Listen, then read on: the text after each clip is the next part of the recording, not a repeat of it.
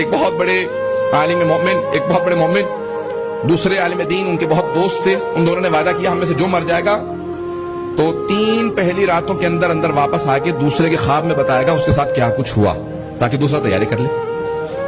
اگر بات سمجھ میں آ رہی؟ اب یہ مومن جو بہت مرتبے پہ ہونا وہی بتا سکتا ہے آ کے.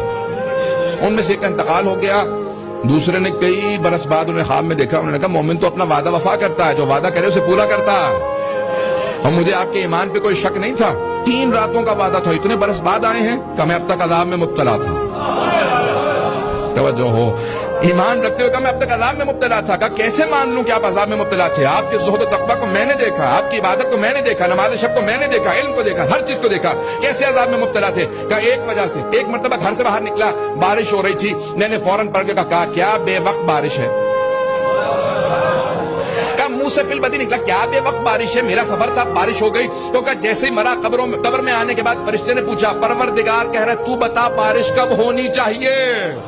کہ تو نے کہا تھا کیا بے وقت بارش؟ اللہ یہ پوچھ رہا کہ اب تو بتا کب ہونی چاہیے کب نہیں ہونی چاہیے. کہ اسی پہ اتنے برس پھنسا رہا. عابد و زاہد عبادت گزار تو مجھ سے کہہ رہا ہے کیا بے وقت بارش ہے؟